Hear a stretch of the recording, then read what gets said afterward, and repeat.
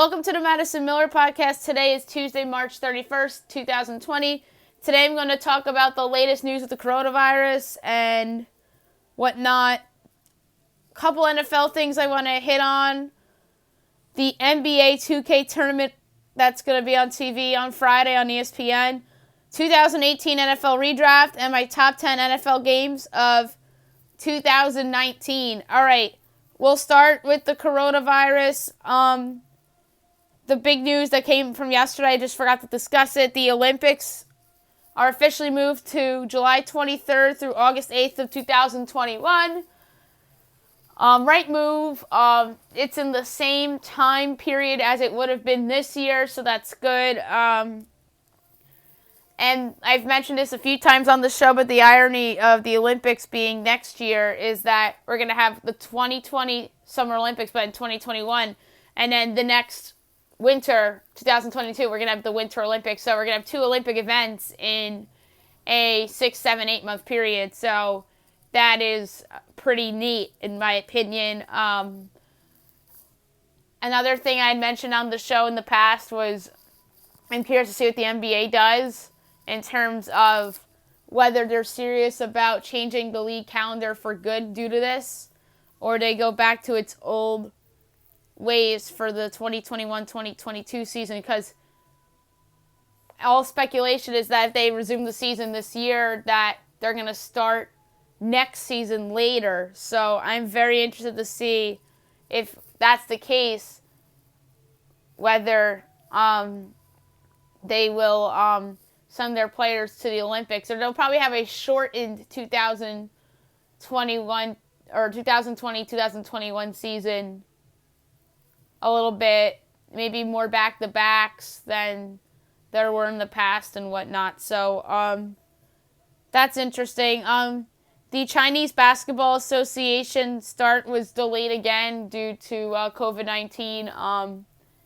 I guess there's more cases popping up in China, or they really just want everybody to be safe. Obviously, China's sending over to the United States a lot of supplies because U.S. is running out due to this hiatus, crisis, whatever you want to call it. The pandemic is the right word for this. So the CBA start delayed again.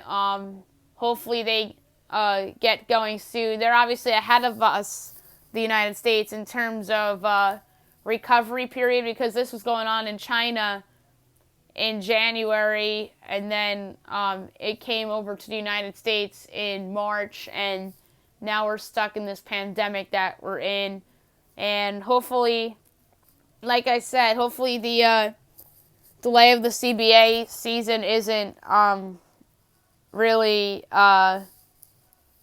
postponed for that long, because the quicker they get going, the quicker that's a good sign for the United States to get sports going as well.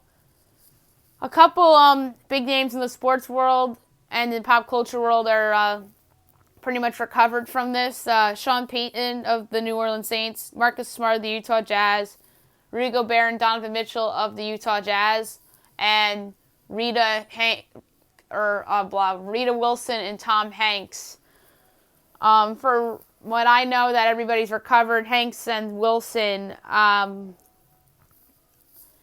home from Australia and supposedly are doing better. Sean Payton was on Get Up this morning and said that he was fully recovered. Marcus Smart tweeted that he was fully recovered, and then the Jazz players, it was reported last week that they're fully recovered as well. So at least we're seeing some recoveries along the way. Let's just hope that there's more recoveries than cases found within the next month. So hopefully sports can get underway. Alrighty. We have some breaking NHL news right now that I want to discuss on the show related to COVID-19, is that they extended teams' self-isolation period to April 15th. All right, that's not as far as I would have thought. So that's a good thing in terms of April 15th is a nice little deadline. Hopefully things are a little better by then. I'm a little skeptical about this deadline So good on the NHL for being sounding a little more optimistic. And if they extend it past April 15th, then it wouldn't surprise me. But if they don't extend it and things are better by April 15th, I think that is a very good sign for where the NHL will be, and really sports are going in the positive direction. And the MLS still has their restart date for May 10th. I think that is a little optimistic, but if that's the case, that is a good sign for sports as well. Now I want to talk some NFL news that just broke about an hour ago or so. The playoff expansion is official.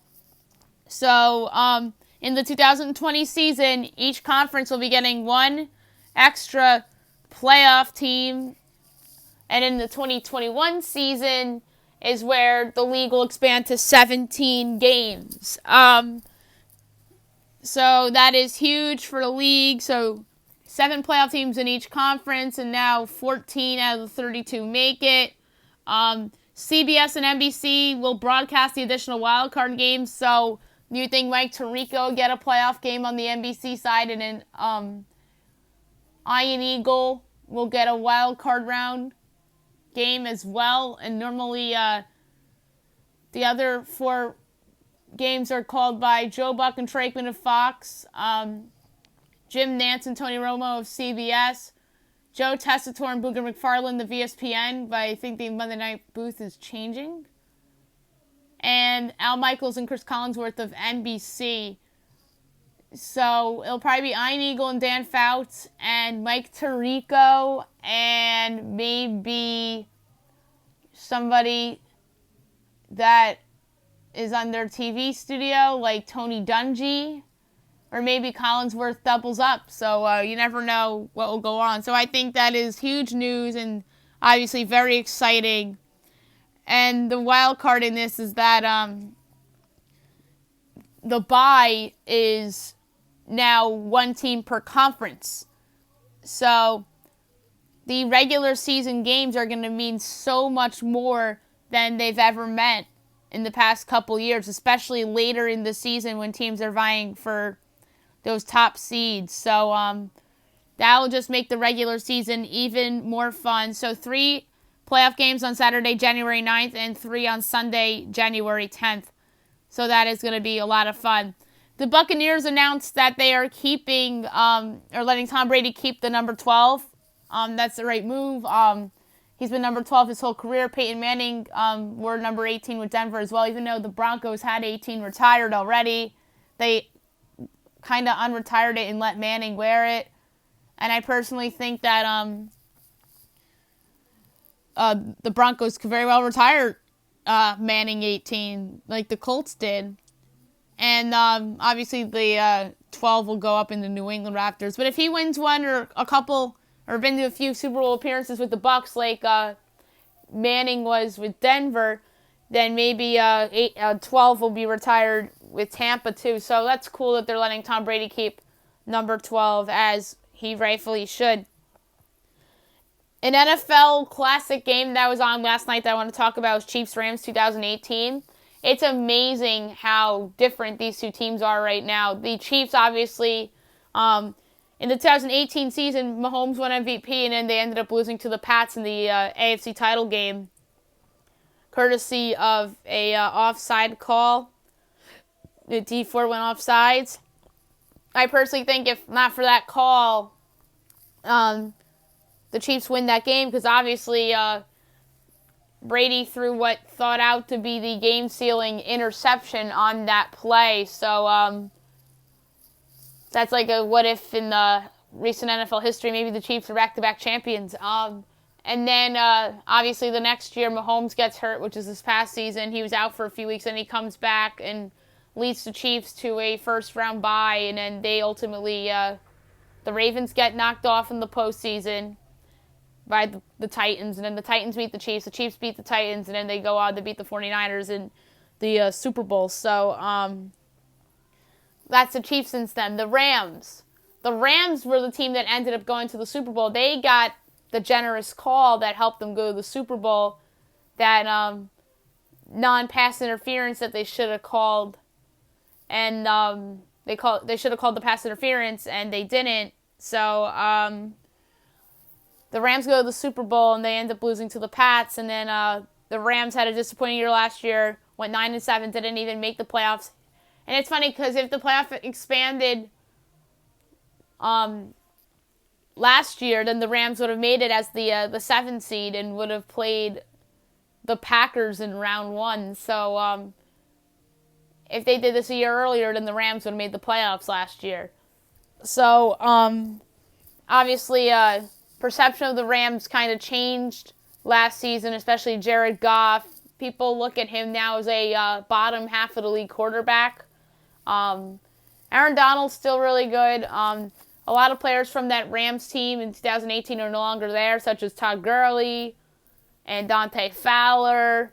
And they had a couple other big losses. And then on the flip side, there's been players that they added on that team since like Jalen Ramsey among them. I think Brandon Cooks was on that Rams team in 2018. I believe he was, because they traded for him before the draft, and then the Pats had that extra first-round pick because of that trade.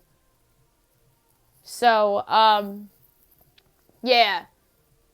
So the Rams right now are in a different phase. Maybe could very well be headed for a rebuild within the next couple of years. It's funny how things change in the NFL, and then obviously Mahomes and the Chiefs are now your Super Bowl reigning champions. That was a 54-51 Rams victory, and Mahomes threw an interception on the last drive of the game as the Chiefs were trying to come back and either tie with the field goal or take the lead. And Mahomes threw that game-sealing interception. Both those teams were 9-1 at the time. The Rams improved to 10-1, and the Chiefs had dropped to 9-2. And we were pretty close to a Super Bowl rematch, because if D4 doesn't go offsides, we would have had that rematch. Because obviously the Rams were the day game, or the first game that day, and then the Chiefs were the second game. And if D4 doesn't go offsides, then we have that rematch in the Super Bowl. Okay. Now I want to discuss the NBA 2K tournament, which will take place on Friday on ESPN. The matchups have been revealed. It's going to be Kevin Durant against DJJ, Darren Jackson Jr., so that's pretty neat. Trae Young against Harrison Barnes. Hassan Whiteside against Pat Beverly. Donovan Mitchell against Rui Hachimura. That's cool that Mitchell's participating in this. Devin Booker against Michael Porter Jr. Andre Drummond against Boogie Cousins.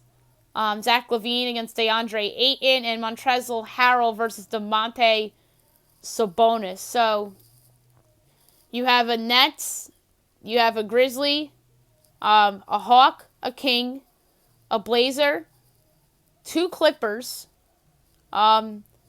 Jazz, Wizards, Suns,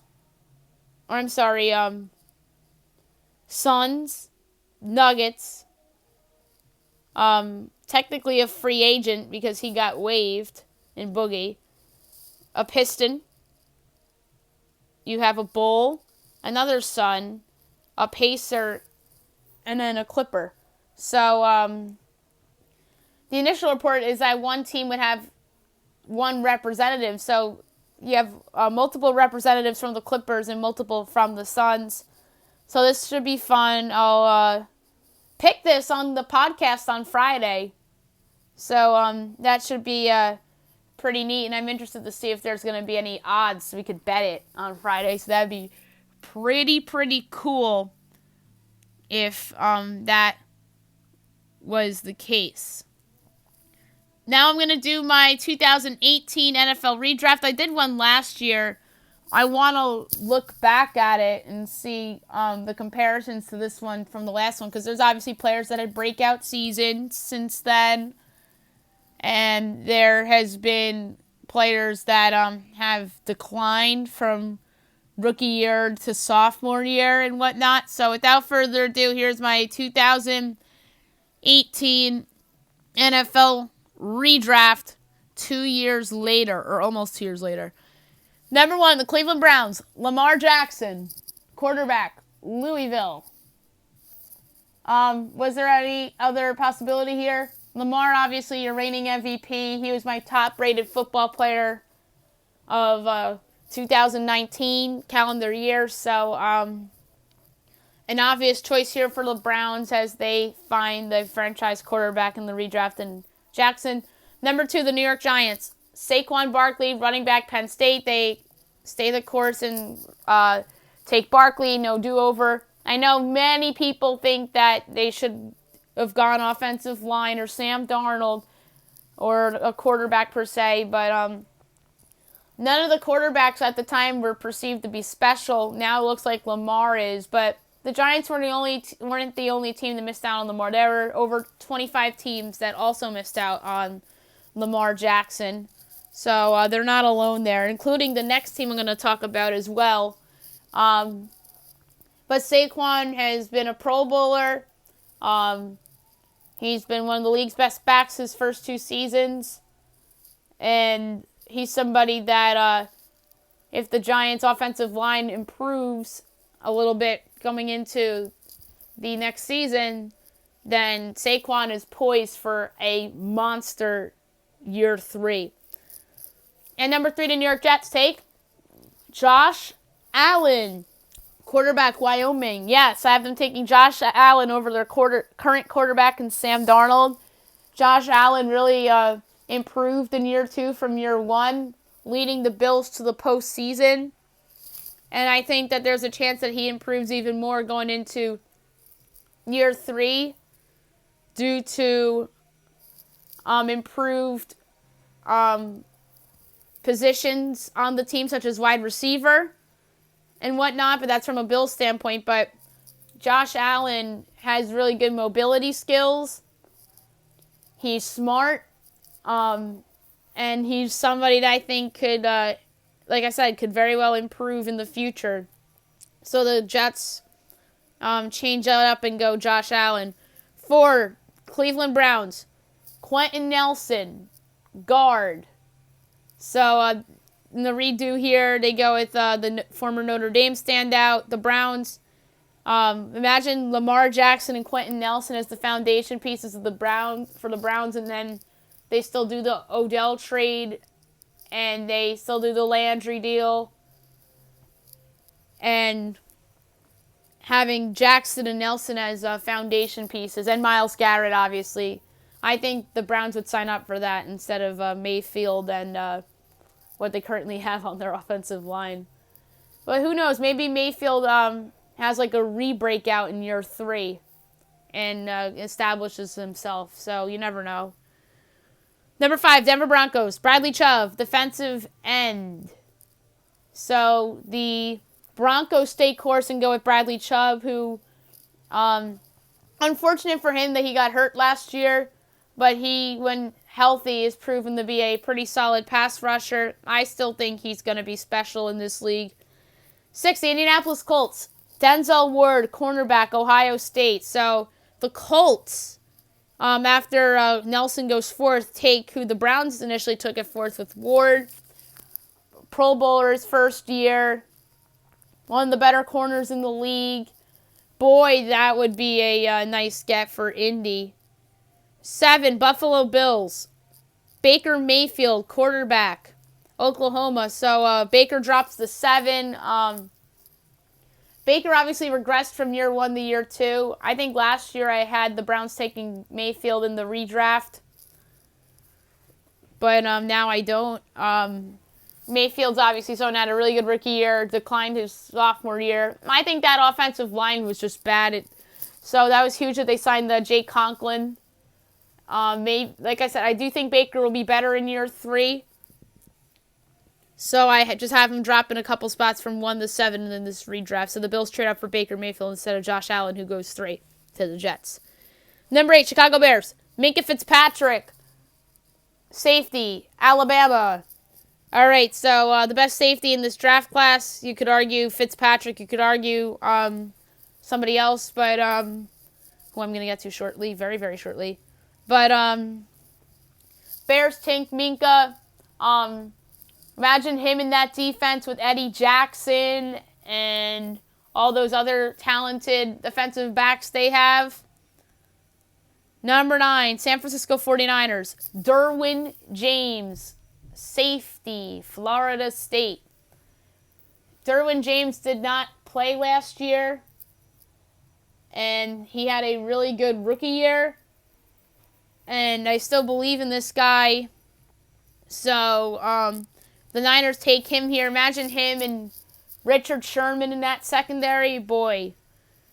10, Cardinals, Darius Leonard, linebacker. All right, so instead of the quarterback, they go with a linebacker who has proven to be a Pro Bowl player.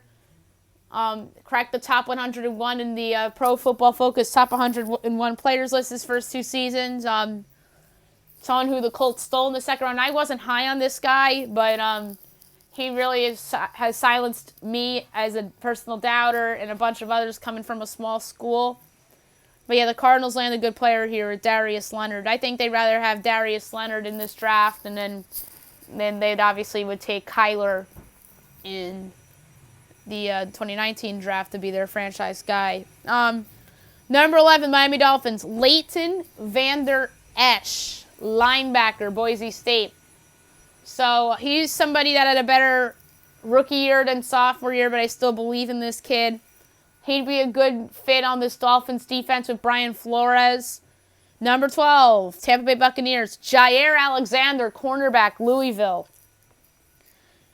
The Packers landed themselves a solid player here with Jair Alexander. He hasn't made a Pro Bowl yet, but he's still somebody that I think will eventually make a Pro Bowl, so the Bucs take him here at 12 in the redraft. And he's somebody that would have been better than Vernon Hargraves, per se. 13, Washington Redskins, Nick Chubb, running back, Georgia. So the Redskins take Nick Chubb here. Say they draft him, they don't sign Adrian Peterson. Boy, things would be different with the Redskins. Imagine him and Dwayne Haskins as a nice foundation, assuming that the Redskins are still sold on him. 14, New Orleans Saints, Tremaine Edmonds, linebacker. So they go with Edmonds here, someone who made the Pro Bowl last year for the Bills on their defense. Someone who I thought the Bills stole with the 16th pick. The Saints linebackers are not great, but Edmonds certainly would have fit nicely there. 15, Oakland Raiders, Braden Smith, guard. So Braden Smith is the pick here for the Raiders. He certainly would have been a nice upgrade on their offensive line. 16, Buffalo Bills, Frank Ragnow, center, Arkansas. Frank Ragnow, someone that really improved from year 1 to year 2 from the Lions. So the Bills snag him here to be their center. I think the weakness of the Bills is their offensive line, which they did improve. But imagine Ragnow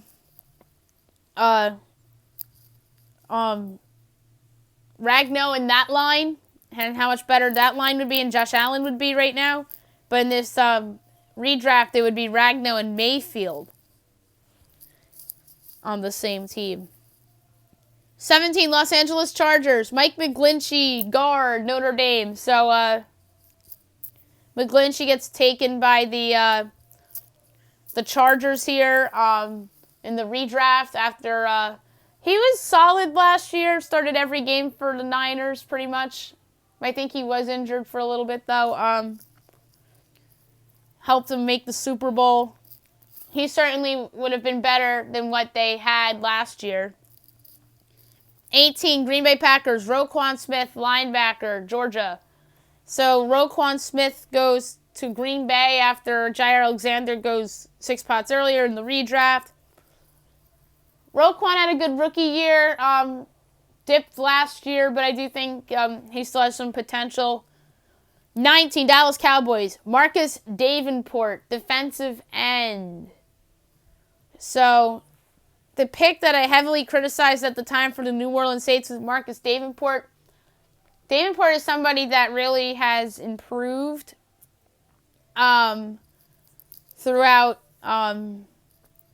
his first 2 seasons, and he would have been very solid alongside DeMarcus Lawrence on the Cowboys, that's for sure as well. 20, the Detroit Lions, Cortland Sutton, wide receiver, SMU. Sutton had a breakout year 2 for the Broncos, making the Pro Bowl.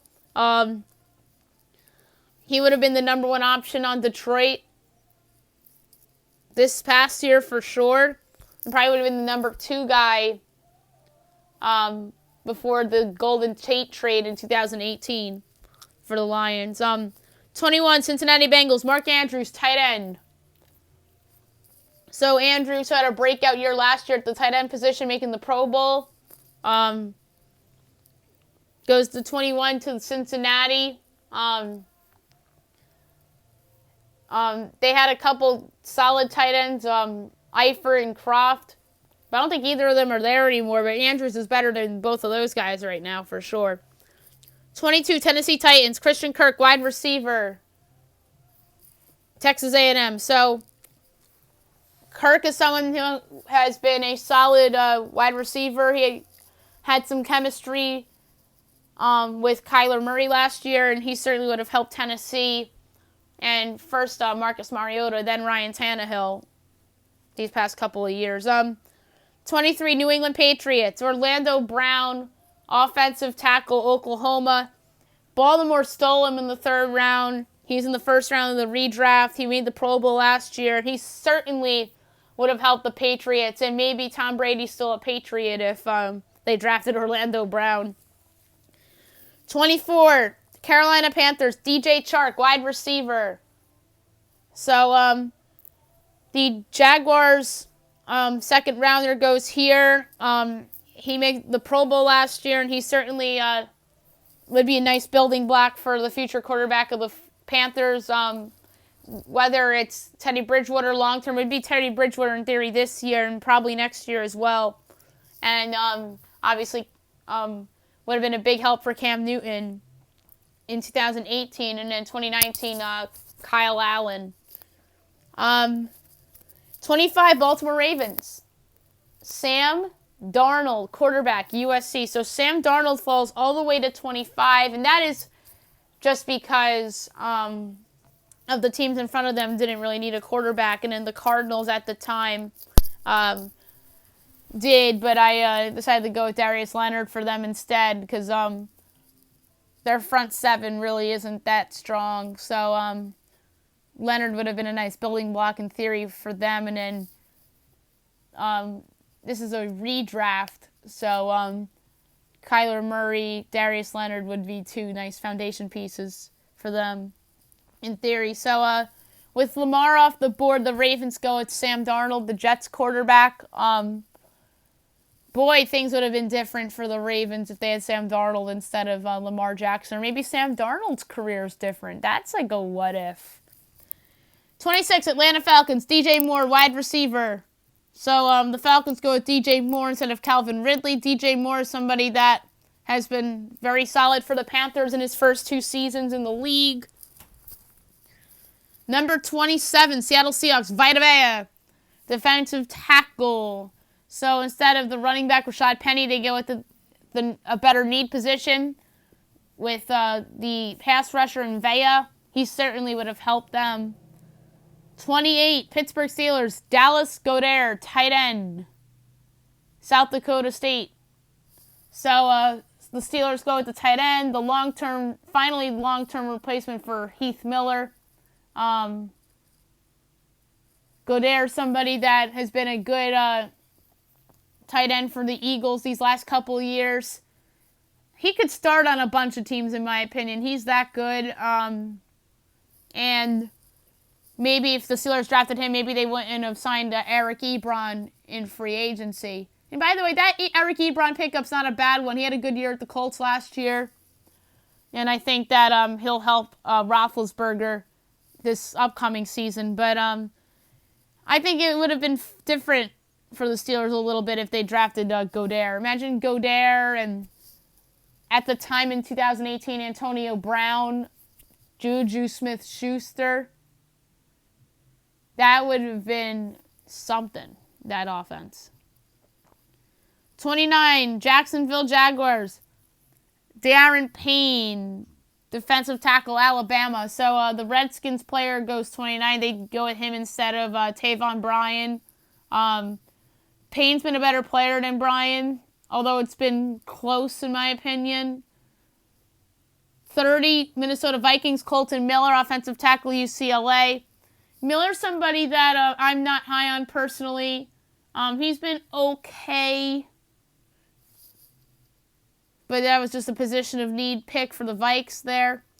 31, New England Patriots, Ronald Jones III, running back, USC. He's better than Sony Michel, and he's certainly somebody that Tom Brady's going to be love to passing the ball off to in Tampa Bay. And imagine if the Pats drafted him instead of Michel. Ronald Jones and Orlando Brown, certainly I'd rather have right now than Sony Michel and Isaiah Wynn. Like I said, Tom Brady might still very well be a Patriot if those two players are Patriots. 32, Baltimore Ravens, Calvin Ridley, wide receiver, Alabama. So in theory, they have Sam Darnold here, so they take a weapon for him here with Ridley. So imagine the Ravens with Sam Darnold and Calvin Ridley and the rest of the cast of characters that that they had prior to 2018. So probably the Ravens are probably in a worse position, but it's not a disaster for them either. All right, now I'm going to do my top games of the 2019 NFL season. So, without further ado, here we go. I have a lot of honorable mentions. There were so many good games last year. Eagles, Packers, Week 4, Thursday Night Football. Honorable mention. Eagles won the game 34-27. Bucks, Panthers, Thursday Night Football. That was the game where Christian McCaffrey on the 4th and goal. We thought, or 4th and 1, we thought he had the first down and they didn't give it to him. It was Cam Newton's probable or definite last game as a Panther. As crazy as that sounds, and obviously Newton wasn't healthy in that game, and the Bucks ended up pulling out the outright upset. Bucks Rams, that high-scoring affair. It was like 46-36. Goff, I believe, threw 5 interceptions, but had 500 yards as well in that game. Rams 49ers, that Saturday night game that the 49ers need to have to get the home field advantage in the NFC postseason. Packers Chiefs Sunday Night Football. Patrick Mahomes was hurt in that game. Matt Moore started and played very well for Kansas City in that game, but the Packers ended up winning 31-24. I know there's people saying if that was Mahomes, the Chiefs would have won. I'm not one of those people that are saying that. I thought Matt Moore played well in that game, but the Chiefs defense just sucked in that game. Falcons 49ers, that was the game where Julio Jones reached out over the end zone as the Falcons pulled off an outright upset at San Francisco. Cardinals 49ers, up and down game. That game pretty much finished 36-26 Niners, courtesy of a garbage time touchdown by the Niners, which was a brutal beat in which the 49ers ended up covering the game. I forget what week that was. Panthers Saints. I forget what week this was. This was 34-31. Kyle Allen was quarterbacking the Panthers. Played well in that game. And Will Lutz ended up winning the game for New Orleans with the game-ending field goal. And now, without further ado, the top 10 NFL games of 2019. 10th, 49ers Seahawks, Week 17. 26-21 Niners was the final. Seahawks came from behind and made that game interesting and had a chance to win it. It came down to a 4th and goal, but the 49ers ended up getting the 4th down stop. 9th, Giants Buccaneers Week 3, the debut of Daniel Jones. The Giants came back from 28-10 down in the second half to win it. And that really gave Giants fans a lot of hope. The Bucs probably should have won that game because Matt Gay missed a game-ending field goal. And he missed a couple extra points in that game as well. But yeah, he misses the field goal. The Giants end up winning the game. It was just a fun, entertaining, up-and-down game. and seeing the debut of Daniel Jones for sure. 8, Rams Seahawks. Thursday Night Football. This game ended on a missed kick by Greg Zuerlein. If Zuerlein makes that kick, Rams are 10-6 and they're probably in the playoffs. So a lot of what-ifs in that Rams season last year. And a lot of what-ifs in that Seahawks season. So maybe the Seahawks don't make the postseason and the Rams do that season for sure. Because the Seahawks had a ton of close calls, including that game. Number 7, 49ers Ravens. I believe this was week 12, if I'm not mistaken. Good game. I think the final score of that game was 20-17 Ravens, and that was on a game-winning kick by Justin Tucker. As the 49ers defense came to play in that game, and really, in a losing effort, the 49ers really proved themselves in that game. And I came away from that game thinking the 49ers were better. I really did. And that game made me pick them to beat the Chiefs in the Super Bowl, too. So, the 49ers, that was like their, a lot of people gained respect for them after that game, even though they lost. But they lost courtesy of a Justin Tucker kick. And they really did slow down Lamar Jackson in that offense that day. 6th place, Seahawks 49ers, Monday Night Football. This was the game where the 49ers suffered their first loss of the season. A lot of people thought this game was going to end in a tie, but the Seahawks kicked the game-winning field goal as time expires. I believe it was Jason Myers, the kicker for the Seahawks. So the Seahawks end up winning that game. There was another close call. If the Seahawks lose that game and that Rams game, they're definitely for sure not in the postseason, and the Rams are. 5th place, Texans Saints, Monday Night Football, Week 1. This was a great game. Deshaun Watson, Drew Brees, both teams going up and down. And this game was also won on a kick by one Will Lutz. And obviously poor coaching by Bill O'Brien down the stretch in this game. And even Sean Payton made some mistakes in that game as well. 4th place, 49ers Saints. I want to say this was week 11. Maybe it was like week 13. I don't remember exactly what week it was, but this was a great game. High scoring. I think it was 48-45 final. I think this game actually was in week 13, if I'm not mistaken. So, like I said, great game. The Saints probably should have won this game, but obviously George Kittle made that big catch on 4th down. Jimmy Garoppolo really proved himself in this game as a quarterback that can lead a team to a win like this. And that's why I hate that perception that came out of the Super Bowl for Garoppolo. This game really, I thought, was a big spot for Garoppolo and that team, and they came through. Number 3, Eagles-Bears 2018-19 NFC wildcard game. Yes. This game was taking place in the calendar year 2019. This is not the 2019 season. This is the calendar year 2019. And this game was a huge game. And this game will be remembered as the double doink game. Cody Parkey misses the game-winning kick against his former team as Nick Foles and the Eagles advanced to the second round. Many people had the Bears in this game and thought that the Eagles were an aberration. But the Bears turned out to be the aberration as they went 8-8 the next year. Or you could really say Mitch Trubisky turned out to be the aberration. Because obviously they got Nick Foles and people are high on the Bears now. I am not one of those people that are high on the Bears, as I said the other day. But that's another conversation for another day.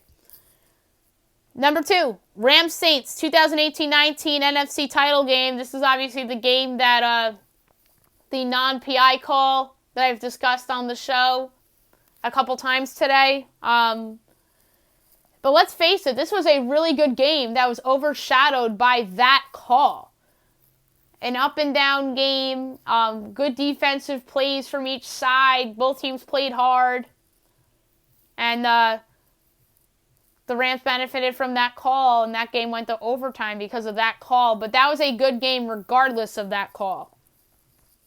And number one, Patriots-Chiefs 2018-19 AFC title game.